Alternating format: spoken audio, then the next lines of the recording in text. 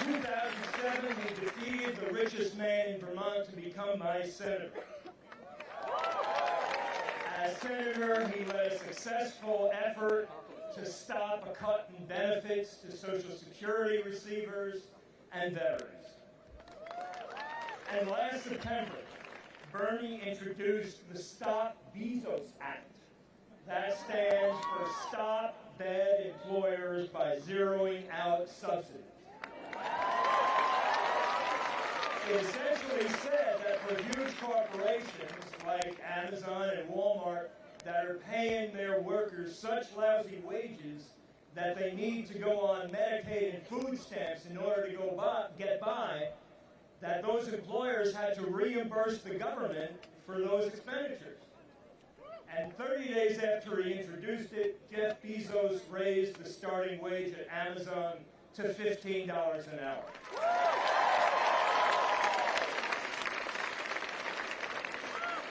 And in this highly divided political system, it was Bernie who brought together both Republicans and Democrats to pass a resolution to get the U.S. out of its involvement in the war in Yemen.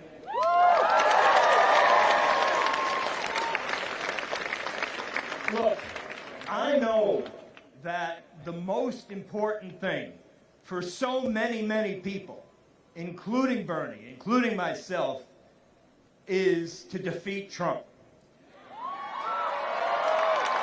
But what's not really known out there is that in poll after poll after poll, Bernie beats Trump. Bernie beats Trump! Bernie beats Trump! Bernie beats Trump! Bernie beats Trump! Bernie beats Trump! And I want to tell you, as my parting words, that when we all work together to get Bernie elected and I become the Minister of Ice Cream, I promise a pint in every freezer, a sundae in every bowl. Thank you.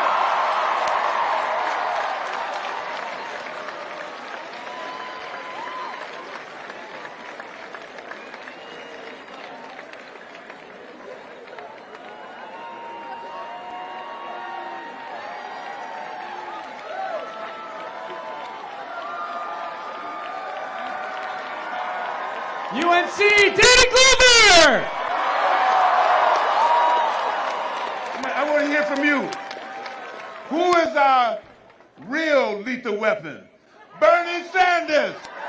Bernie Sanders! Bernie Sanders, I'm here to congratulate you.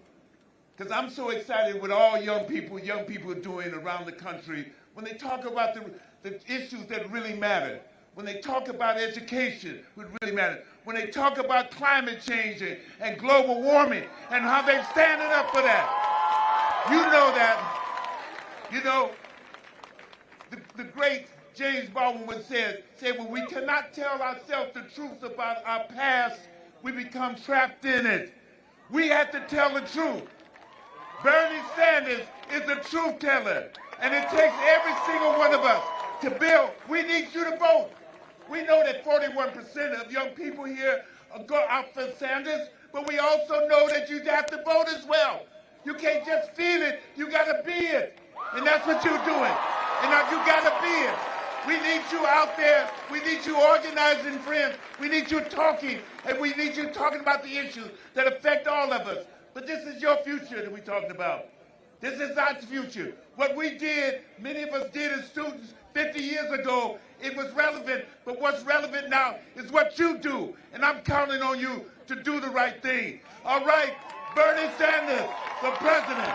Bernie Sanders for president. Thank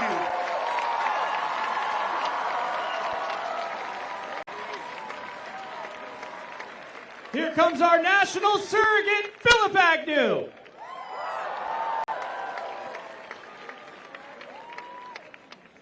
Now, I know a lot of y'all don't know me.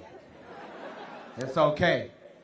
But I want y'all to repeat after me: power, transformation, and love. I want it. I need it. I got to have it. Right now. Right now. Right now. Okay, so that was just a practice one. So I want you all to say this because as we look around our world, everything is rising. Rent is rising. Our water is rising. The temperature is rising. Our blood pressure is rising. The number of our people deported and in jail and on drugs is rising. The right is rising. Hate is rising. And as we stand here today, we are in unprecedented times. 2020 is right knocking on our door. Do you hear her? Do you hear her? She knocks on our door and she listens at the door and she expects to hear hateful words. She expects to hear mindless chatter. She expects to hear condolences and thoughts and empty prayers. She wonders who is at the other side of that door. 2020 is knocking and she puts her ear to the door and she wonders if she'll be let in. She wonders if somebody will say, "You're welcome here." Do you hear 2020 knocking? Do you hear 2020 knocking? But I want you all to imagine that instead of hearing all those hateful words and hypocritical prayers, I want you to imagine that she hears us. Instead of hearing hate, imagine that she looks through the door and that she sees each and every one of us. Imagine the joy on her face as she feels this movement that we've been building. Imagine as she hears the movement running through her ears and into her arms. Imagine a smile crossing over on 2020's face. Do you hear 2020 knocking? And imagine how she smiles when she hears the good old North Carolina come on in on the other side of that door. Because listen, 2020 is knocking and we welcome her in because it's warm in this house. There's universal health care in this house. There's free college in this house. Our people who've been arrested and thrown into the bottom of jails is in this house. If you look in the corner, you can see Mother Earth rocking in a rocking chair in this house. I want y'all to know 2020 is knocking. She's listening and she's waiting. And all we have to do is wake up. Are you tired? Yeah. Are you sleeping? No. Are you numbed out?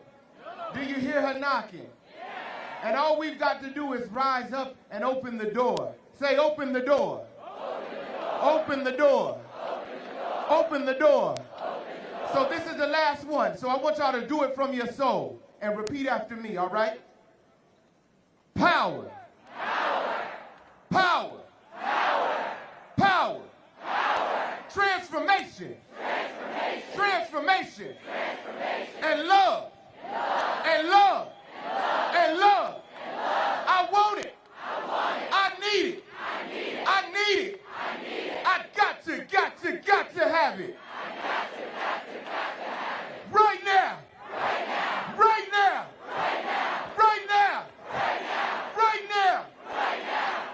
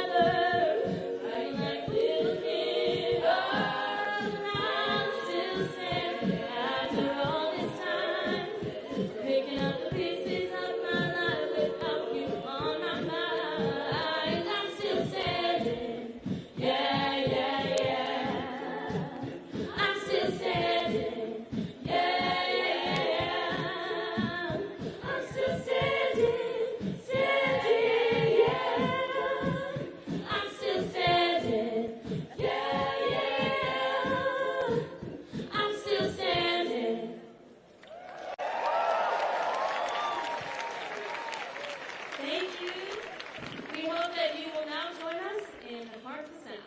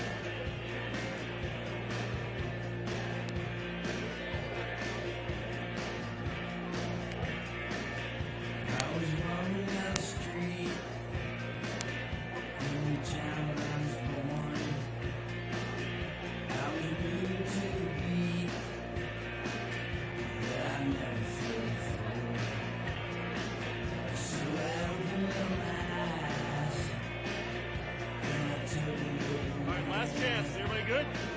So far, so good? Alright.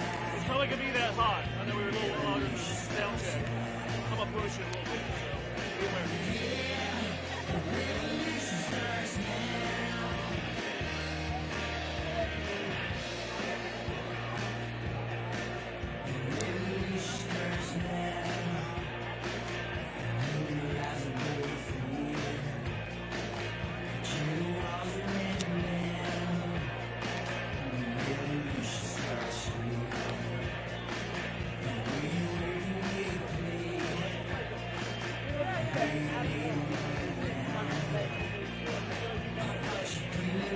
So,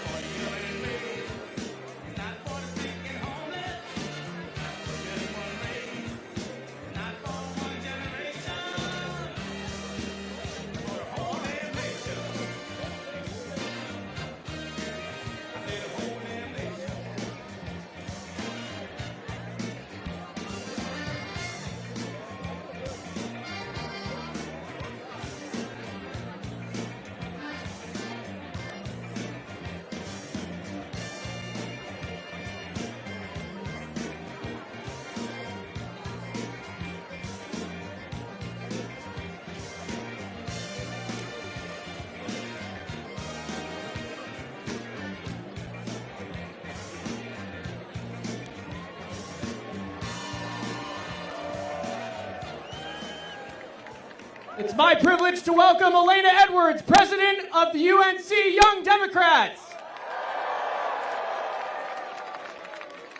On behalf of UNC Young Democrats, thank you all for being here today. We're honored to welcome Senator Bernie Sanders to the nation's first public university, UNC Chapel Hill. It's exciting to see over 2,000 of us together, fired up for the most important election of our lifetimes. This is what a movement looks like. All of us are about to hear from a true revolutionary, one who has dedicated his life to the advancement of economic, social, racial, and environmental justice. Bernie Sanders has transformed political discourse in our country and inspired us to think bigger. This is about more than defeating Trump. It's about believing in an economy and a government that works for all Americans. Do you believe in a Green New Deal? Do you believe in Medicare for all? Do you believe in debt-free public college? To achieve those things, we need to show up every day until November 2020, and then every day again after that. The fight for the soul of our country will be difficult, but it will be worth it. There's no question that North Carolina will be a battleground in this fight. Our Republican state lawmakers draft voting restrictions that target African Americans with almost surgical precision. They bring shame to our state with hateful, discriminatory laws like HB 2. They defend monuments to white supremacy like the one UNC students fought hard for decades to remove from this campus. No matter how low the GOP and Trump are willing to stoop, we will not yield. We'll fight for everyone, in every corner of North Carolina and in every part of this country. To my fellow students, this political revolution needs us. It needs not just our vote, but to engage in our democracy every single day. It needs us to register voters, knock on doors in places like the 9th District, and hold our representatives accountable. After all, our government works for us, not the 1%. Now, I want to thank our university partners, Bernie 2020, and my team at UNC Young Democrats for making this event happen today. And now, it's an honor and privilege to introduce the distinguished Dr. Adolph Reed. As an undergrad at UNC in the late 60s, he was active in the civil rights and anti-war movements.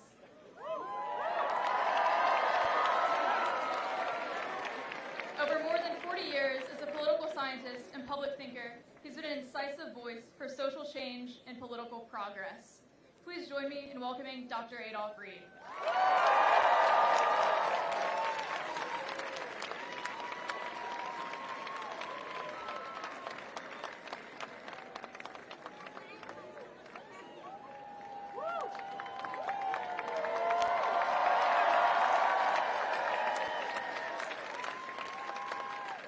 Hi there. Turn this a bit so you see everybody. Greetings, Chapel Hill, but most importantly, greetings, Carolina. It's like great to be here under the Carolina sky. Before I do anything else, I have an announcement to make, and I want to make sure I don't forget. Right after our rally, right next door, is the opening of Do or Die Affect Ritual Resistance at the Sonia Haynes Center for Black Culture and History. This multimedia exhibition by award-winning artist Fahamu Piku seeks to elevate and recontextualize Black life and death by reframing our view. Piku integrates West African spiritual traditions with African cultural retentions in hip-hop and the philosophy of negritude to explore Black existence. This event is free and open to the public and begins at 7 p.m., just so you know. So I just want to say a couple things because I know everybody is waiting for Senator Sanders. First of all, I am quite happy and honored to be at this, to be part of this event, partly because of the campaign and the nature of what it is we're all fighting for. and I got to say this is a great, great-looking crowd. But also because I'm always ready to be back in Chapel Hill, because coming back to Chapel Hill is really in a way like coming home for me, because I became an adult here on this campus. This part didn't exist yet, of course. Because when I got here, it was just in the aftermath of the civil rights struggles in town that some of you have probably read about or heard about right on the heels of the free speech movement, or the anti-speaker ban movement, right, that I imagine more of you have heard about or read about. And it was just amazing, right, to be, to come here and to walk among that history, right? I mean, the people who had been active in those movements were like a beacon and a real inspiration, right? I mean, not some stuff you watch on television, but a real inspiration for all of us. And the anti-war movement was just starting to develop. It was my cohort that founded the Black student movement.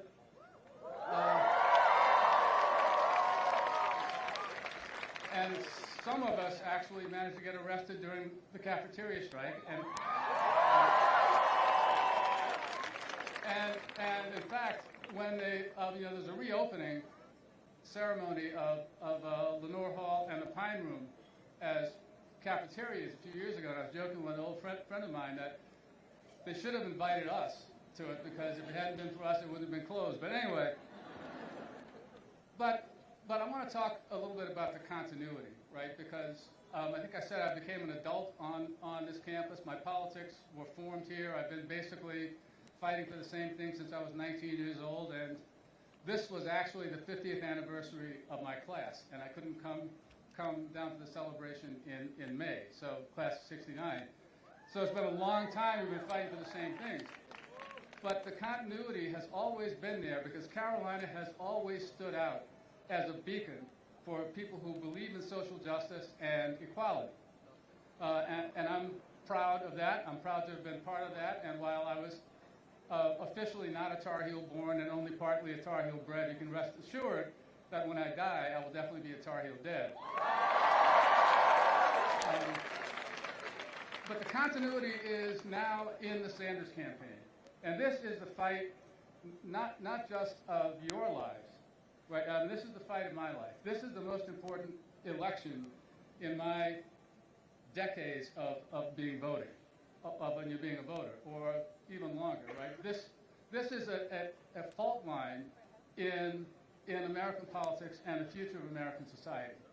And we have an opportunity now, just to be very clear, it might sound a little sectarian, but the real line in this election is between Bernie Sanders and the vision that he embraces of social justice and everybody else in this race.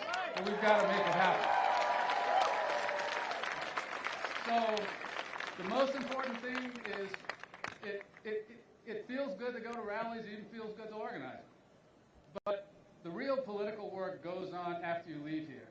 And it's not only important for all of us to vote, but to get out, take the message out, and to encourage other people to vote. And if you want a challenge, some students at the University of Pennsylvania are talking about trying to fill up the football stadium for a Sanders rally on the next spring before the Pennsylvania primary. But the real work is the organizing work. And with that, I'm going to get out of your way, and I'm going to introduce a good friend, comrade, leader, spirit, national co-chair of the Sanders campaign, former state senator of Ohio, and all around heart and soul of our movement, Senator Nina Turner.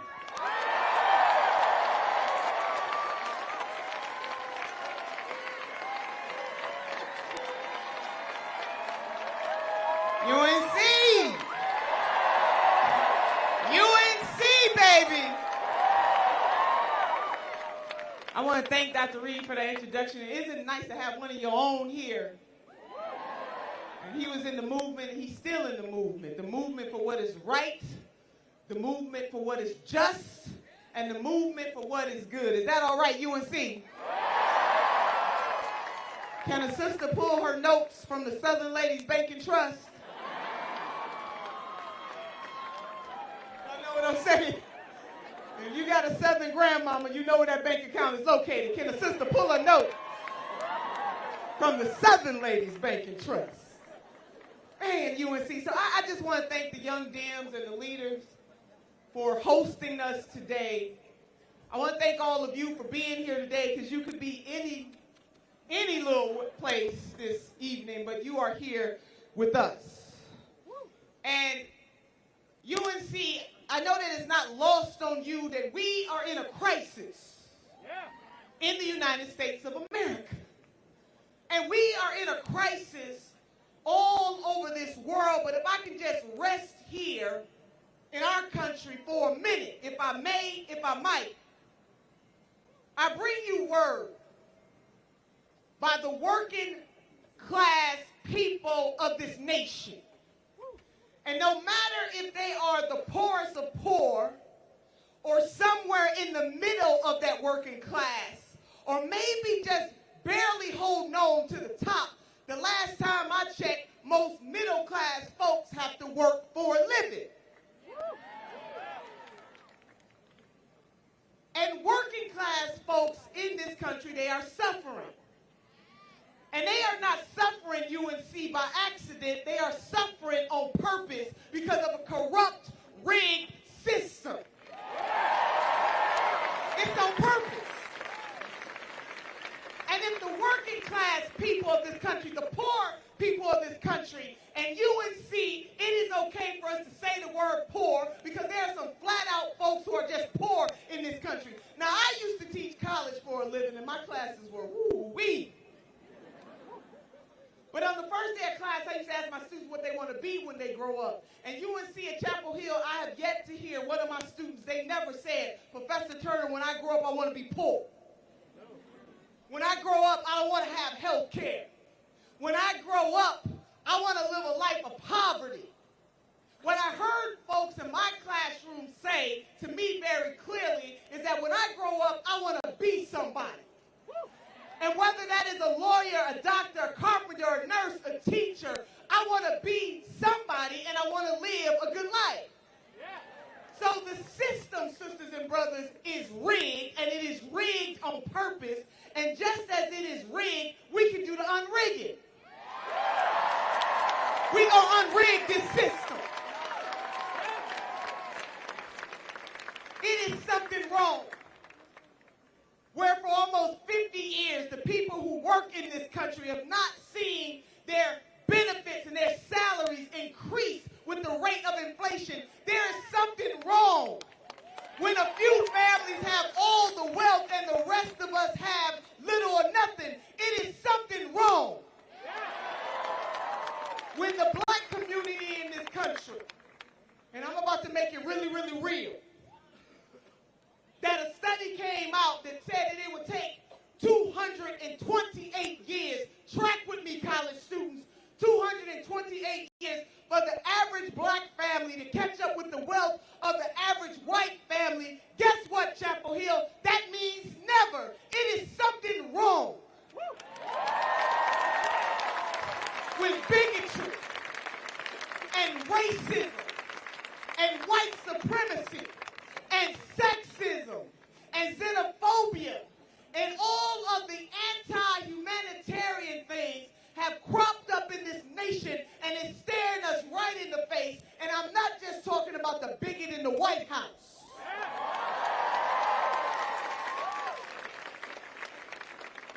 UNC Chapel Hill, we got work to do. And that's where you come in. You are privileged enough, those of you who are college students, to have your minds opened. What my hope is that your souls are opened. That you understand, as the Reverend Dr. Martin Luther King Jr. understood, that what affects one directly affects us all indirectly. That but by the grace of God, on the southern border, that could be us. But by the grace of God, the hundreds of thousands of people who sleep on the streets in this country, but by the grace of God, that could be us. Right. But by the grace of God, the children in this country who go to bed hungry,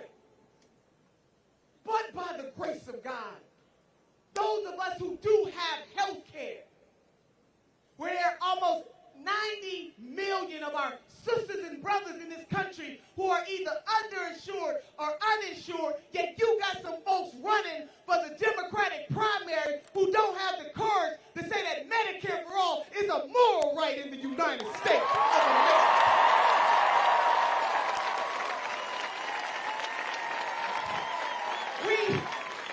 We got work to do, UNC. That when folks don't want to run a grassroots campaign and want to take money from multi-millionaires and billionaires, they answer to those interests, but they don't answer to you.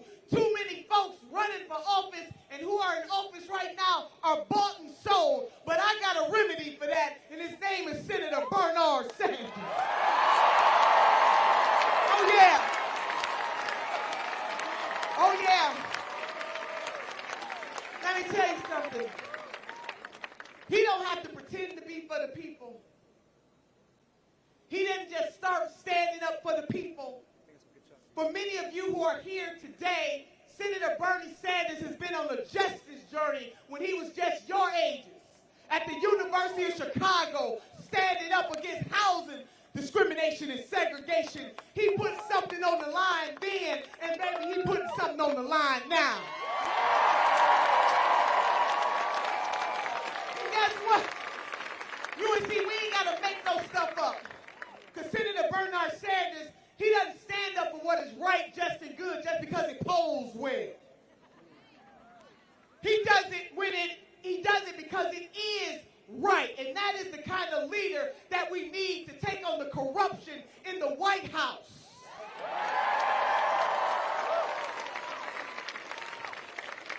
And you know what, you would see, and I know you know this, that his only special interest is you and you and you and you and you and you. Our campaign just hit the $1 million donor mark, baby. That is 1 million people in this country. Oh, yeah. He don't hold fundraisers and fan folks' homes and tell them that nothing is fundamentally going to change for them. If nothing fundamentally changes for multimillionaires and billionaires, then nothing fundamentally changes for you. Senator Bernie Sanders is the original. You know, people keep asking, what's the difference? What's the difference? What's the difference? Well, baby, roll the tape. I'll tell you what the difference is.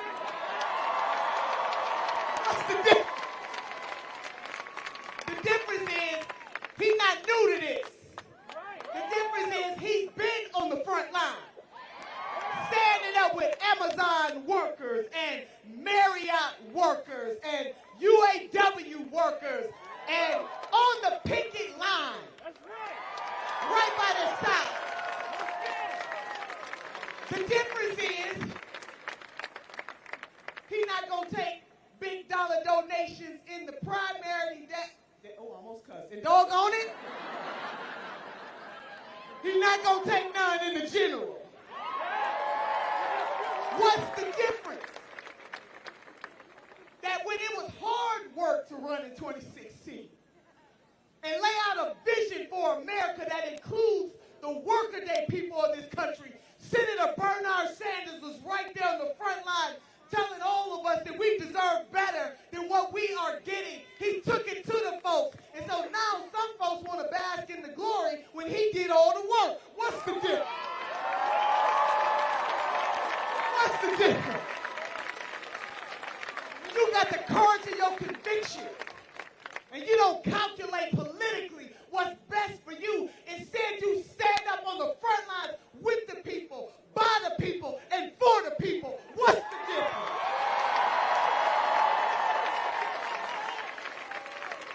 And I say this, UNC. Why do we need to go with the copies, baby, when we got the original? Come on. Help the system. So UNC, I'm feeling some type of way, and I'm about to start cursing, so I'm going to stop right there. We need you on this campaign. Senator Bernie Sanders can't do it without you. This is about all of us together, no matter what our walk of life, no matter how we identify. If you care about justice in this nation, Senator Bernie Sanders is candidate. If you believe that Medicare for all is a human right, then Senator Bernie Sanders is your candidate. If you believe in saving Mother Earth, then Senator Bernie Sanders is your candidate. It's as simple as that. Because all these other folks, they find people where they just gonna do half measure. Who releases an anti-endorsement list? Nobody but our very own Senator Bernard Sanders. So UNC Chapel Hill, can you raise one hand for yourself for me? And I mean this. Dr. Maya Angelou said that we must have the courage to stand up for ourselves and then to stand up for somebody else. Can you raise another hand for somebody else? Because we are all in this together. Congresswoman Barbara Jordan said these words. She said what the people want is very simple. They want an America as good as its promise.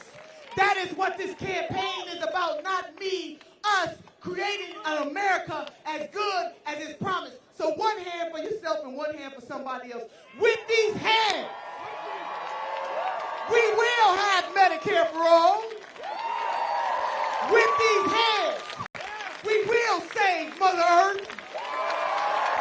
With these hands, women will get their whole damn dollar. With these hands, we will eradicate homelessness. With these hands, we will create a justice system that is finally just and does not treat black men and brown folks differently. With these hands, baby, hold them up, Chapel. Come on, now, hold them up. And with these hands, we will elect Senator Bernard Sanders, the next president of the United States of America.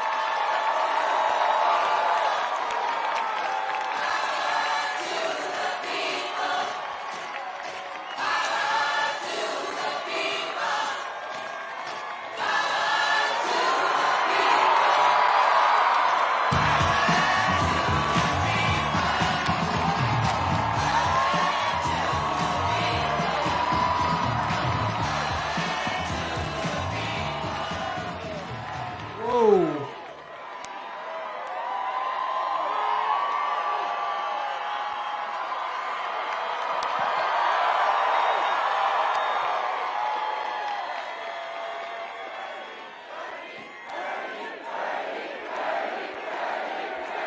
Thank you, Chapel Hill.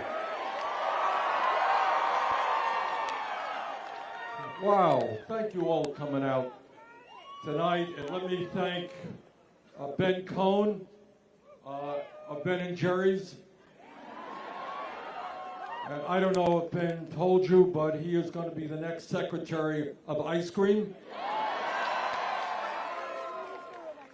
A pint in every freezer in America. How's that? And I want to thank my good friend and one of the great actors in America, Danny Glover. And you all know that Danny is not just a great actor, but he has spent his entire life fighting for justice. And we appreciate everything he's done. Let me thank Loreley's for their music. Let me thank Elena Edwards, Dr. Adolph Reed, and let me give a special thanks to Senator Nina Turner.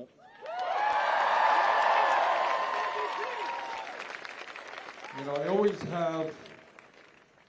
have the difficult situation of having to follow her all over the country. And that's a hard thing to do. But what you all should know is that Senator Turner, in the last many years, has been running from coast to coast doing the most important work that we can do, and that is getting working people and young people and people of color involved in the political process. Senator Turner, thank you for all that you do.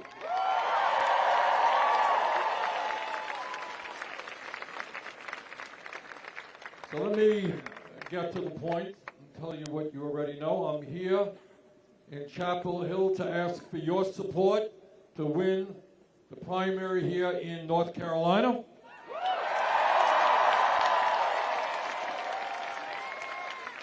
I am here to ask for your help to win the Democratic nomination. And I am here to ask for your help to enable us to defeat the most dangerous president in the history of this country.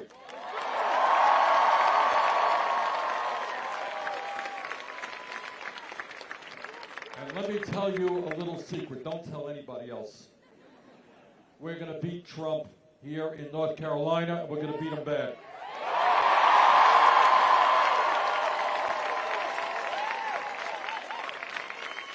And the reason we're going to beat him is that the American people are sick and tired of a president who is a pathological liar. They're sick and tired of a president who seems to love every authoritarian leader in the world.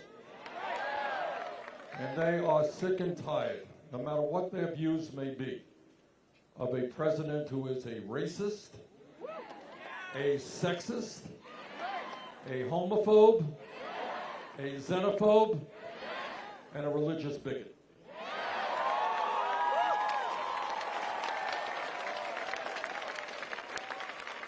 And I know that in North Carolina and all over the country, there are people who hold different points of view. That's called democracy.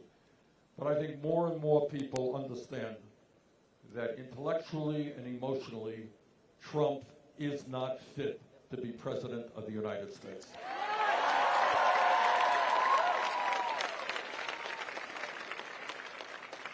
But I'm here this evening to ask something more of you than helping me to defeat Trump. I am asking you to engage in a political revolution which transforms this country.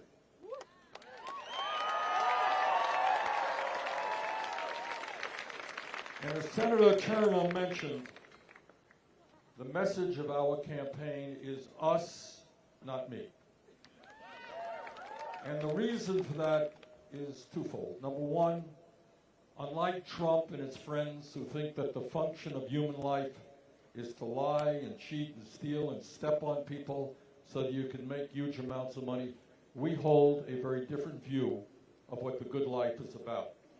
And in our view, what the good life is about, what we should be doing as human beings, is caring for each other.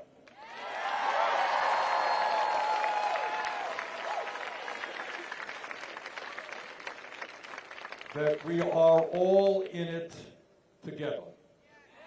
That my family has got to worry about your family, and your family has got to worry about my family. But the second point about what us, not me, means is something that you're not going to see on television. This is something not covered by the media, corporate media, and it's not something you're going to hear in the United States Congress because, unfortunately, most of the members of the Congress are bought and sold by large and powerful campaign contributors.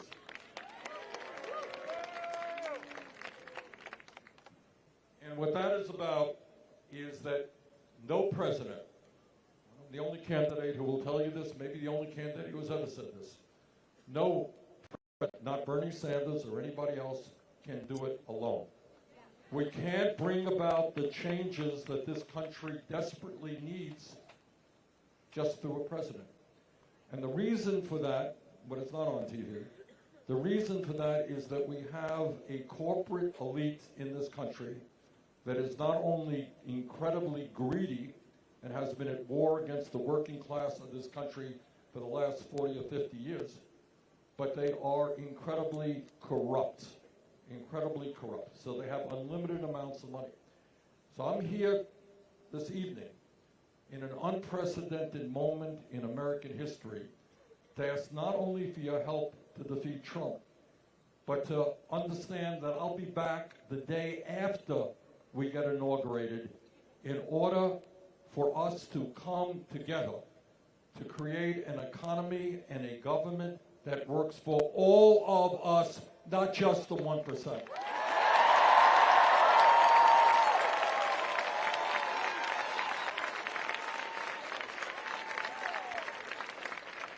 Here is the point.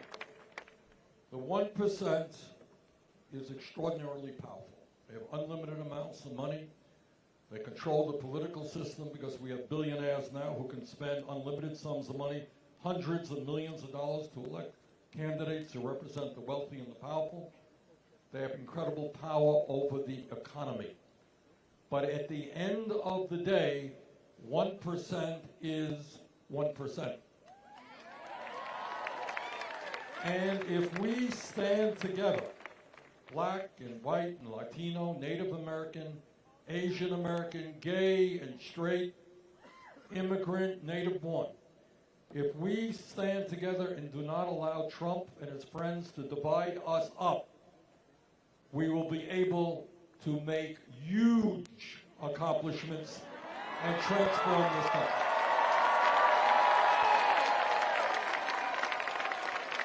Now, let me tell you something that I think you do know.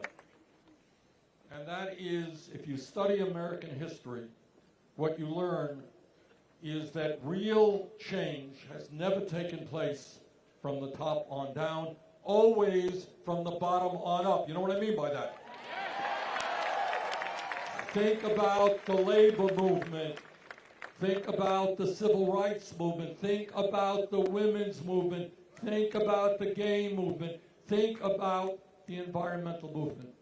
And all of those movements were able to bring millions of people together in the struggle for justice. And as Senator Turner told you, that is what this campaign is about. It's a justice campaign. Economic justice, social justice, racial justice, and environmental justice. That's what we're about.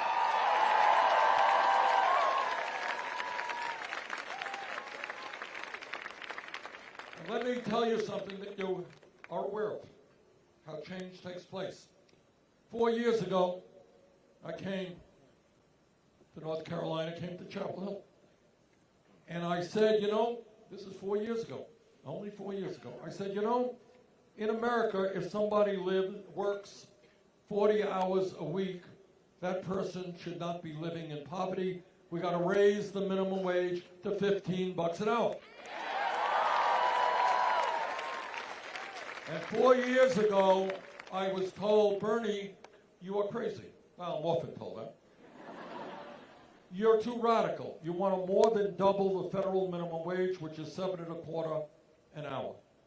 Well, because the American people have stood up and fought for justice, what I'm proud to tell you is that over the last 4 years, 7 states in America have already raised that minimum wage to $15 an hour, as has the U.S. House of Representatives.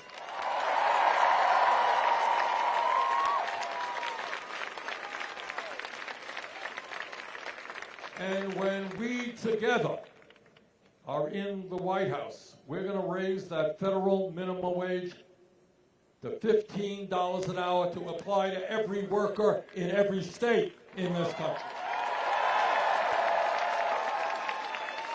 And I'll tell you what else we're going to do. We are going to end the absurdity of women in America making 80 cents on the dollar compared to men.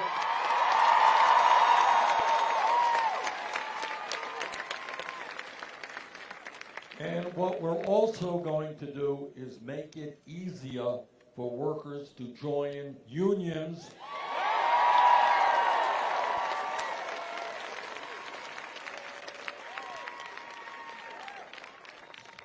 Let me tell you another thing that's happened over the last 4 years. 4 years ago, I came here and I said, you know, in a highly competitive global economy, we've got to rethink what public education means.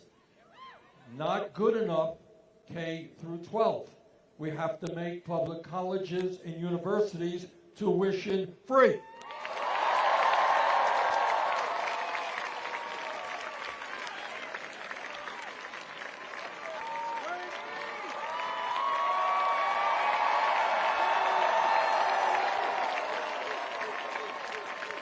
Now, once again, I was told, Bernie, that's a nice idea, you're dreaming, it's too expensive, can't be done.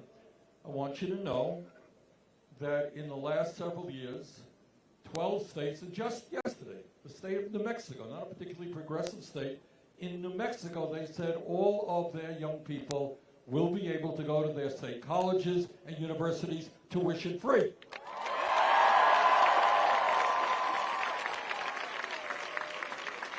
In the last year, New York University Medical School, Columbia University Medical School, Cornell University Medical School are now tuition free.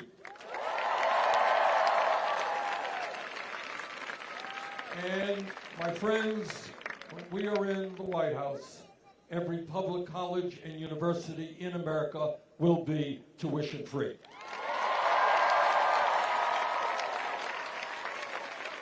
And I'll tell you something else.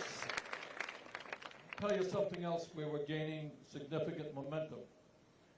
And that is the understanding that it is extremely cruel and unfair to say to millions and millions of people, some young, some not so young, that they are going to have to deal with outrageous levels of student debt decade after decade after decade.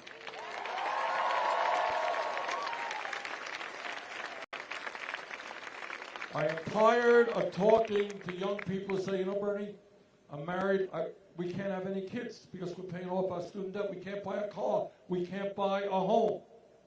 And I'm talking about people with 30, 50, 100,000. You go to graduate school, 200,000. You go to medical school, $400,000 in debt. And that is why I believe that if the United States Congress and our country could bail out the crooks on Wall Street who destroyed this country,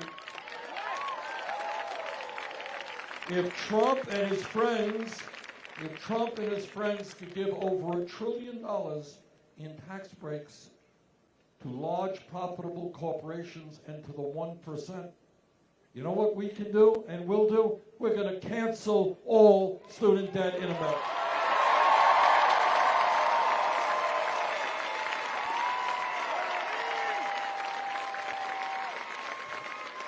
And I want to mention something here, because some of you are saying, well, that sounds great. How are we going to do all that? Nelson Mandela said something that was very profound. And he said, everything seems impossible until it is done. You got that? Everything seems impossible until it is done. And what that means is the establishment will tell you, oh, you can't do this. Oh, my God, canceling student debt. Of course, we can give huge tax breaks to billionaires. But why should you think we would cancel student debt? We can't raise the minimum wage to a living wage. We can't rebuild our infrastructure. You're thinking too big. Think small. And that is exactly what the establishment wants you to believe. They want you to believe that you are powerless, that you cannot bring about the sweeping changes this country needs. And I'm here to tell you this evening that not only can you bring about those changes, at this particular moment in history, we have got to bring about those sweeping changes.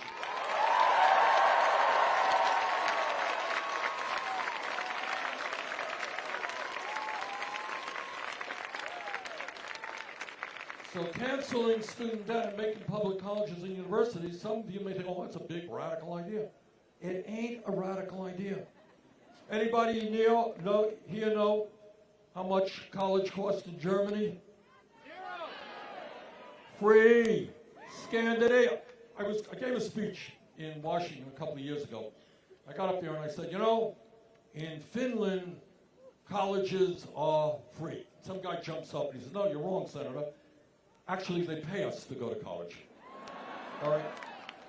So again, if countries around the world can do it, don't tell me that the wealthiest country in the history of the world can't do it as well.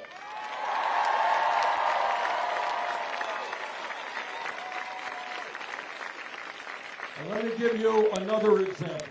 Let me give you another example of thinking outside of the box, of thinking big, not small. The United States of America is the only major country on earth not to guarantee health care to all people as a human right. Today in America, uniquely among major countries, we are spending twice as much per person on health care as do the people of Canada or Europe or other industrialized countries. We're spending twice as much. Meanwhile, despite all of that spending, 87 million Americans, including many of you, are uninsured or underinsured. You all know what that means? That means high deductibles, high copayments, a lot of out-of-pocket expenses. Last year in America, some 30,000 Americans died because they did not go to a doctor when they should, because they had no insurance or could not afford the deductibles. Last year in America, 500,000 people went bankrupt because of medical bills. Now, I want you to think about what that means. It means that when somebody gets diagnosed with cancer, trust me, you got enough to worry about. And yet, because people get sick, cancer, heart disease, somebody in the family with Alzheimer's disease, that family could very well go bankrupt. In a civilized, democratic society, families should not go bankrupt because somebody became seriously ill.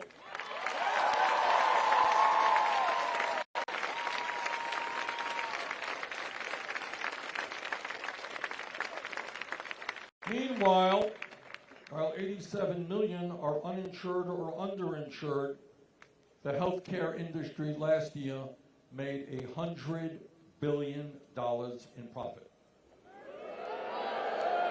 In fact, their profits are soaring right now.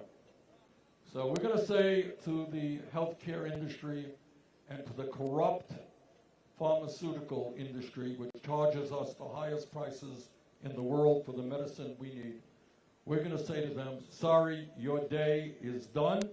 The function of healthcare is to provide quality care to all, not make billions of dollars in profits for large corporations.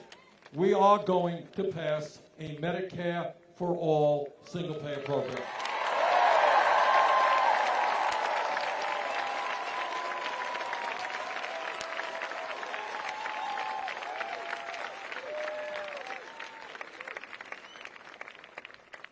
I have been criticized recently, which is nothing new. I get criticized a lot for everything.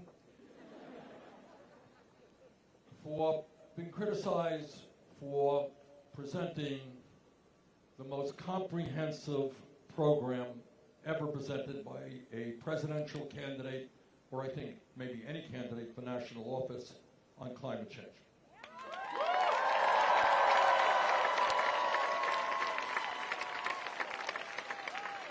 I have been told by folks around the country, opponents, we cannot afford to spend the money that you propose in order to save the planet. Well, I'm not quite sure how much they think it is worth to save the planet.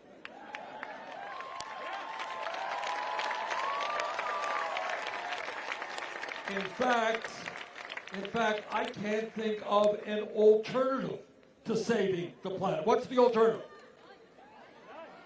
All right, all of you have seen what took place recently, the terrible tragedy in the Bahamas. You knew what took place in Puerto Rico a couple of years ago. You've seen what Hurricane Katrina has done to New Orleans. You've seen the flooding in Charleston.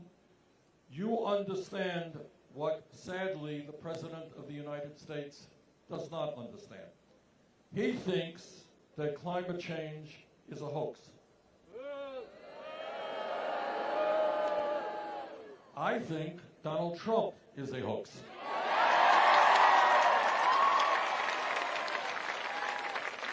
And I think it is imperative that we have a president, this is a pretty low bar, I must admit, a president who actually believes in science and listens to scientists. And let me just tell you what I think you already know.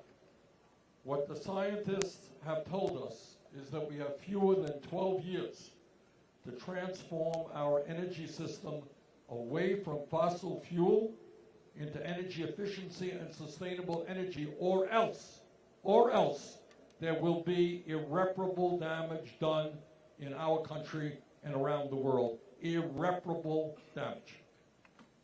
I always do that. All right. And what we are talking about are rising sea levels, which will flood coastal regions in the United States. Parts of Miami will be underwater. Charleston will be underwater. Parts of Charleston will be underwater. New York City, perhaps, and all over the world. What we are talking about is more drought. I don't know how to describe it. I was in Paradise, California. Anybody remember what happened in Paradise, California? What happened in Paradise, California is that in the midst of an unprecedented drought in California, they saw more and more wildfires. And one of those fires basically destroyed a city, a town of 26,000 people, killed 86 people, destroyed 18,000 buildings, caused $16 billion in damage in one modest-sized town. All over the world, whether it is Australia, whether it's India, whether it's Pakistan, whether it is Europe, whether it is Guatemala and Latin America, we are seeing the impact of drought on people's ability to grow food and get the water they need to survive. We're seeing the beginnings of mass migrations of people who go out of their country in search of food and water. What we are seeing is more and more extreme weather disturbances. We're seeing the acidification of the ocean. We are facing a global crisis. And if we do not act boldly, the planet we are leaving you and your kids and your grandchildren will be increasingly unhealthy and uninhabitable. That is the reality. So together, our job is to stand up to the fossil fuel industry and to tell them that their short-term profits are not more important than the future of our planet.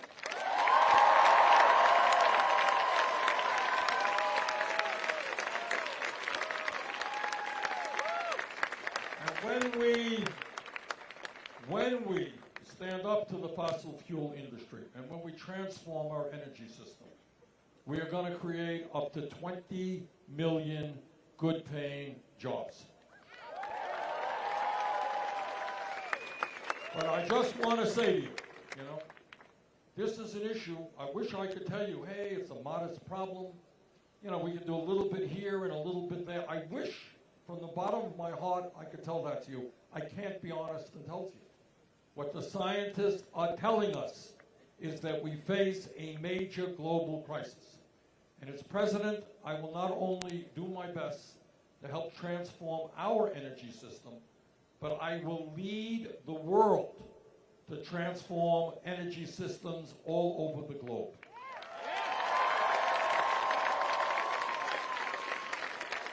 And I don't know that it can happen.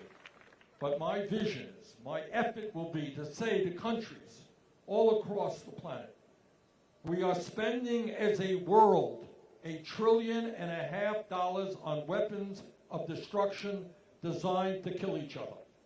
Maybe, just maybe, we should pool our resources, spend that $1.5 trillion on our common enemy, which is climate change.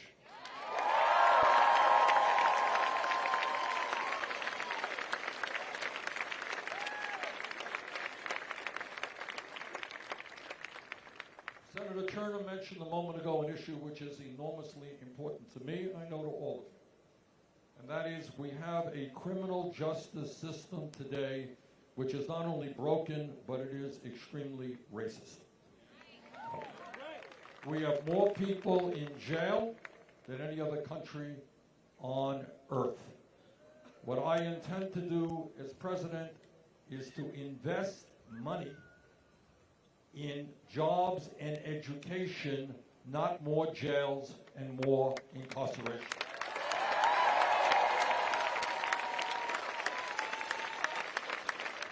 Four years ago, I came here and I said we got to end the war on drugs.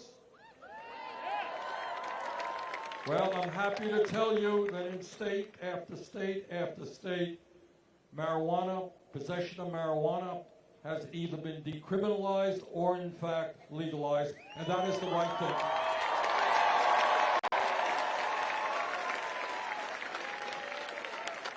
Too many lives. Let me ask you a question. I asked this the other day. I was in South Carolina. Let me ask you this question and give me an honest answer. How many of you know people who have been arrested for possession of marijuana? Whoa. All right, that is what I'm talking about. All right? And people have been thrown into jail. People have gotten criminal records as a result of that. As president, what I will attempt to do is work with the states to expunge the records of everybody arrested for possession.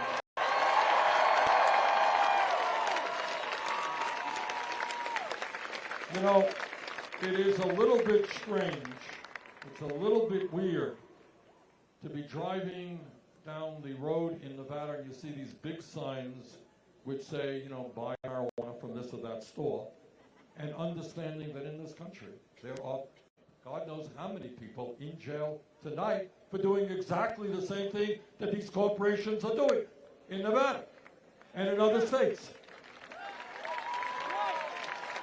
So why are we imprisoning people for doing what large corporations are doing in state after state?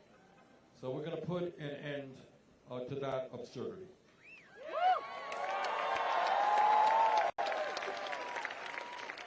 Another issue that I know you're all familiar with and are concerned about is the need to end the demonization in this country of undocumented people.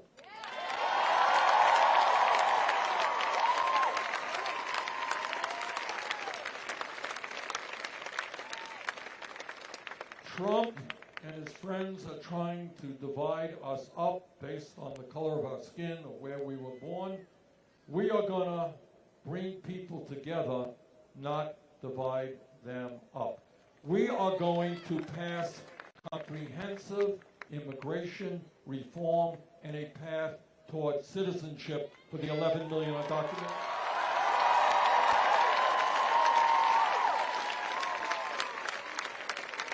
Through an executive order on my first day, we will restore the legal status of 1.8 million young people in the DACA program.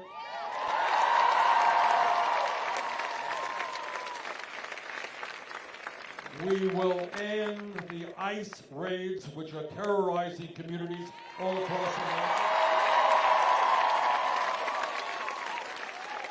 And we will create a humane policy at the border, one which does not have government agents snatching babies from the arms of their mothers or locking children up in prison.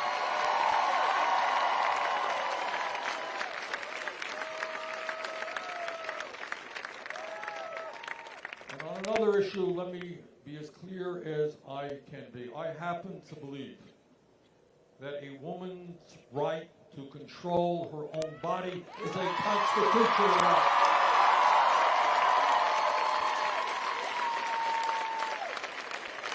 And my promise to you this evening is I will never, ever nominate somebody to the U.S. Supreme Court who is not 100% pro Roe v. Wade.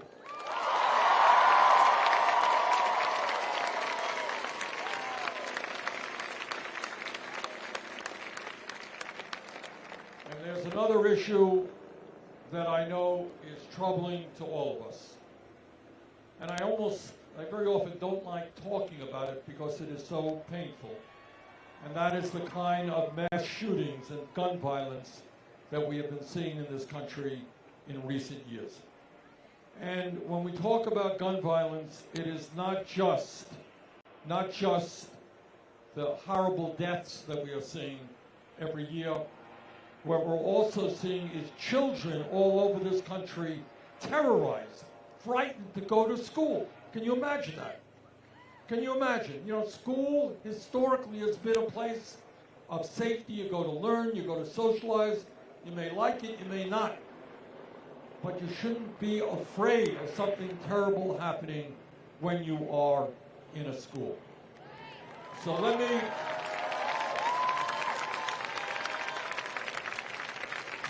just say this. Let me just say this. This President of the United States will not be intimidated by the NRA.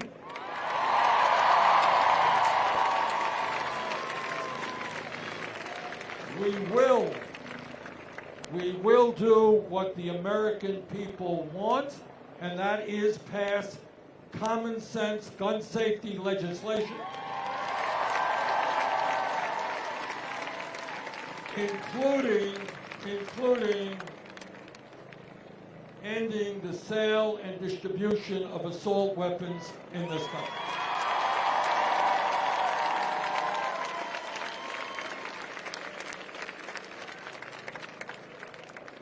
You are not going to transform this country. We're not going to transform this country. We are not going to be able to stand up to the greed and corruption of the corporate elite and those politicians who they elect unless we have a mass movement of Americans, and unless we have a campaign finance system which is based on small donations.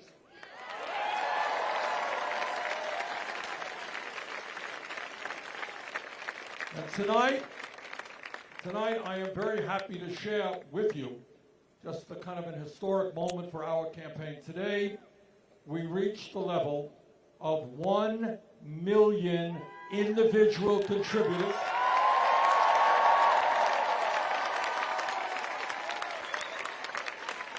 $1 million individual contributors making 3 million contributions. No candidate, not Donald Trump or anybody else in this race, has done that. In fact, no candidate, to the best of my knowledge, has ever accomplished that at this point in a campaign.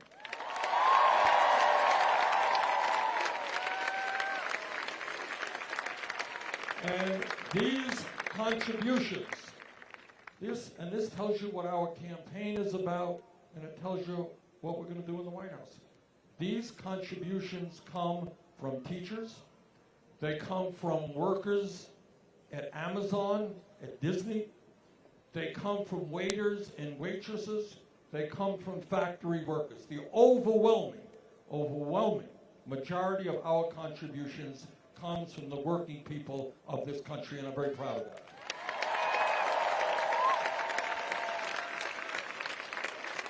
And I would contrast that with how my good friend, Vice President Biden, is raising money today. And I would say to him, Joe, we are not going to make the changes that we need in this country when you go to 3 fundraisers in Chicago sponsored by multimillionaires. We are going to make the changes that we need in this country when the working families of America stand up to the corporate elite, not take their money. Let me conclude by saying this, and I wish I could say it differently.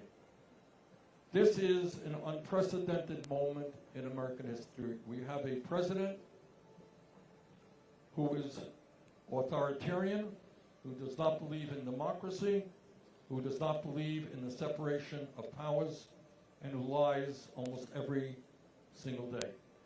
We have a world situation in which we face the greatest challenge that this planet perhaps has ever faced, which is climate change.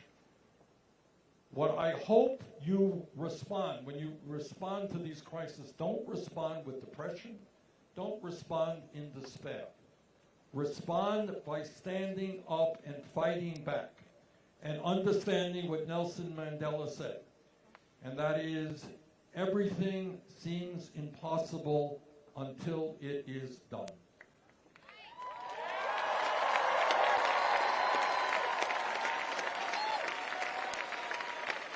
So I need your help.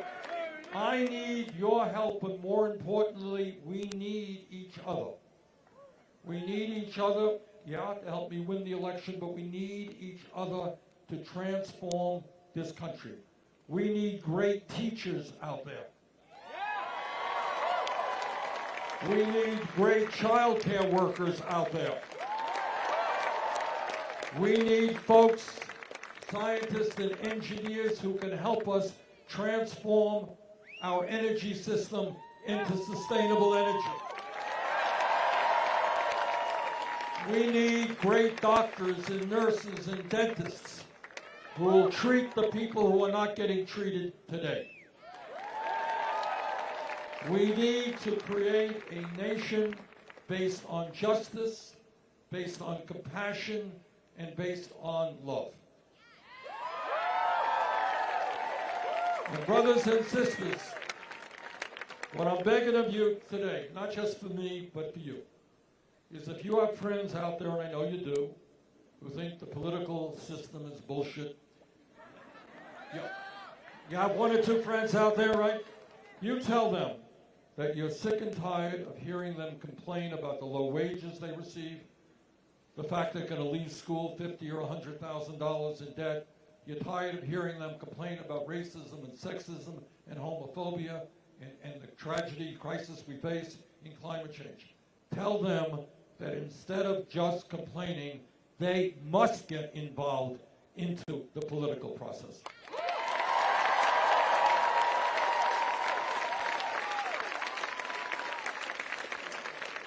So I want to thank all of you for being here. Let us stand together. Let us defeat Trump.